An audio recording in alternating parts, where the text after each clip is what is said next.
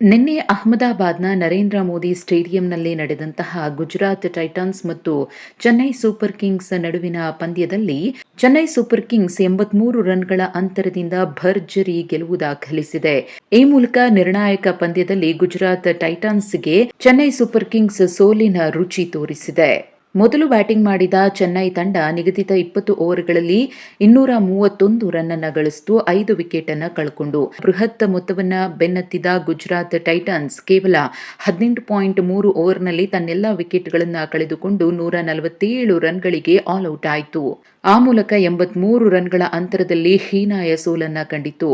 ಇನ್ನು ಹಾಲಿ ಐಪಿಎಲ್ ಟೂರ್ನಿಯಲ್ಲಿ ಕಳಪೆ ಪ್ರದರ್ಶನದ ಮೂಲಕ ಸಾಕಷ್ಟು ಟೀಕೆಗೆ ಗುರಿಯಾಗಿದ್ದಂತಹ ಚೆನ್ನೈ ಸೂಪರ್ ಕಿಂಗ್ಸ್ ನಿನ್ನೆ ಅದ್ಭುತ ಆಟದ ಪ್ರದರ್ಶನದ ಮೂಲಕ ಈ ಬಾರಿಯ ಐಪಿಎಲ್ ಟೂರ್ನಿಗೆ ಗೆಲುವಿನ ವಿದಾಯ ಹೇಳಿದೆ.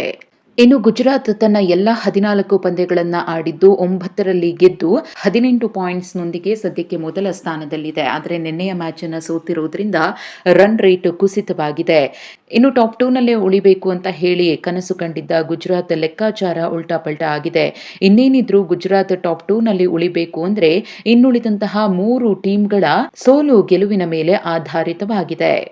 ಇನ್ನು ನಿನ್ನೆಯ ಪಂದ್ಯದಲ್ಲಿ ಚೆನ್ನೈ ವಿರುದ್ಧ ಗುಜರಾತ್ ಟೈಟಾನ್ಸ್ ಸೋತಿರುವುದು ಆರ್ಸಿಬಿ ತಂಡಕ್ಕೆ ಅನುಕೂಲವಾಗಿದೆ. ಯಾಕಂದ್ರೆ ಗುಜರಾತ್ ತಂಡದ ರನ್ ರೇಟ್ ಕೂಡ ಇಳಿಕೆಯಾಗಿದ್ದು ಆರ್ಸಿಬಿ ಅಂಕಪಟ್ಟಿಯಲ್ಲಿ ಟಾಪ್ 2ಗೆ ಏರಲು ಇದು ಅನುಕೂಲವಾಗಲಿದೆ.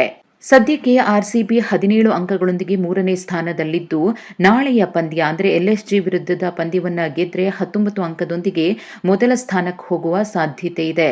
ಆದರೆ ಇಂದೇನಾದ್ರೂ ಪಂಜಾಬ್ ತಂಡ ಮುಂಬೈ ವಿರುದ್ಧ ಗೆದ್ದಿದ್ದೇ ಆದ್ರೆ ಆರ್ಸಿಬಿಯ ಮೊದಲ ಸ್ಥಾನಕ್ಕೆ ಕುತ್ತು ಬರಲಿದೆ.